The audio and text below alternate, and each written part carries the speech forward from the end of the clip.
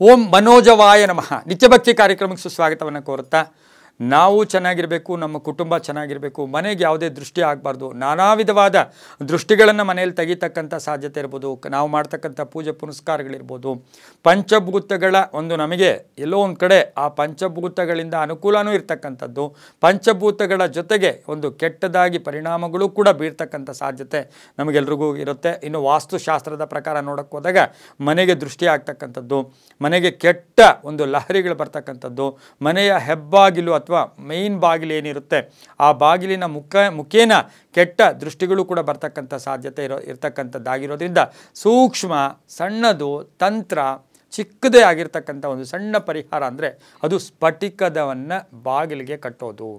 ಆ ಸ್ಫಟಿಕದ ಕಲ್ಲು ಅಂತ ತಾವೆಲ್ಲರೂ ಕೇಳಿರ್ಬೋದು. ಬಿಳಿಯಾಗಿರುತ್ತೆ, ಸ್ಫಟಿಕ ಅಂದರೆ ಬಿಳಿಯಾಗಿರುತ್ತೆ, ಶ್ವೇತ ಬಣ್ಣದ್ದಾಗಿರುತ್ತೆ. ಆ ಸ್ಫಟಿಕದ ಕಲ್ಲು ಎಲ್ಲ ಗಂದಿಗೆ ಅಂಗಡಿಯಲ್ಲೂ ಸಿಗುತ್ತೆ, ಎಲ್ಲ ಕಡೆ ಸಿಗ್ತಕ್ಕಂಥದ್ದು. ಆ ಸ್ಫಟಿಕದ ಕಲ್ಲನ್ನು ತಂದು ಚೆನ್ನಾಗಿ ತೊಳೆದು ಅದಕ್ಕೆ ಒಂಚೂರು ಹಾಲಿನ ಪ್ರೋಕ್ಷಣೆ ಮಾಡಿ ಅದು ಕಪ್ಪು ದಾರದಲ್ಲಾಗಲಿ ಕಪ್ಪು ಬಟ್ಟೆಯಲ್ಲಾಗಲಿ ಸುತ್ತಿ ಬುಧವಾರ ಆಗ್ಬೋದು, ಶುಕ್ರವಾರ ಆಗ್ಬೋದು, ಸೋಮವಾರ ಆಗ್ಬೋದು.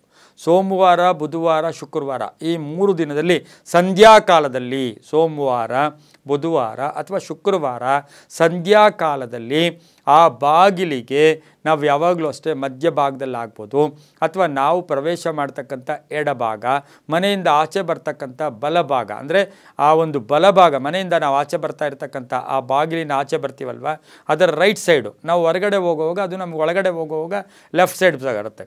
ಅಲ್ಲಿ ಈ ಸ್ಫಟಿಕವನ್ನು ಕಟ್ಟಿದ್ದೇ ಆದರೆ ಇದರಿಂದ ಏನಾಗುತ್ತೆ, ಭಾಳಷ್ಟು ಶುಭ ಆಗುತ್ತೆ.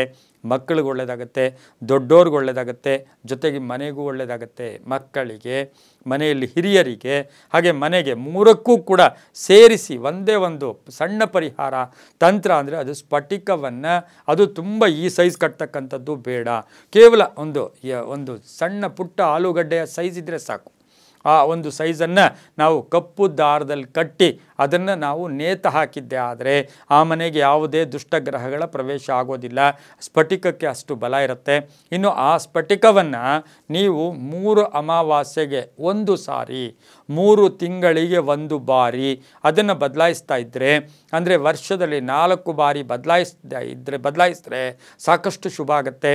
ಆ ಸ್ಫಟಿಕವನ್ನು ಅಲ್ಲಿಂದ ತೆಗೆದಾಗ ಏನು ಮಾಡಬೇಕು, ಅದನ್ನು ಹರಿಯೋ ನೀರಲ್ಲಿ ಹಾಕ್ಬೋದು ಅಥವಾ ಎಲ್ಲೋ ಒಂದು ಕಡೆ ಯಾರು ತುಳಿದೇ ಇರತಕ್ಕಂಥ ಜಾಗದಲ್ಲಿ ಹಾಕಿದ್ದೆ ಆದರೆ ಆ ಮನೆಗೆ ಕೆಟ್ಟ ಶಕ್ತಿಗಳು ಕೂಡ ಹೊರಟೋಗುತ್ತೆ. ತುಂಬಾ ಒಳ್ಳೆಯದಾಗ್ತಕ್ಕಂಥದ್ದು, ಅಷ್ಟು ಪವರ್ ಇರ್ತಕ್ಕಂಥದ್ದು. ಇನ್ನು ನಿಮ್ಮ ಕೈಲಾಗಲಿಲ್ವಾ, ಸಣ್ಣ ಚಿಕ್ಕ ಸ್ಫಟಿಕವನ್ನು ನಿಮ್ಮ ಪರ್ಸಲ್ಲಿ ಇಟ್ಕೊಂಡು ಹೋದರೂ ಕೂಡ ಈ ದೇಹಕ್ಕೂ ಕೂಡ ಕೆಟ್ಟ ದೃಷ್ಟಿ ಕೂಡ ಬೀಳೋದಿಲ್ಲ. ಹಾಗಾಗಿ ತುಂಬಾ ಒಳ್ಳೆಯದಾಗುತ್ತೆ. ಎಲ್ಲವೂ ಕೂಡ ನಂಬಿಕೆಯ ಆಧಾರದಲ್ಲಿ ಅಂತ ಹೇಳ್ತಾ, ಸರ್ವೇ ಜನ ಸುಖಿನೋ ಭವಂತು, ಸಮಸ್ತ ಸನ್ಮಂಗಳಾನಿ ಭವಂತು.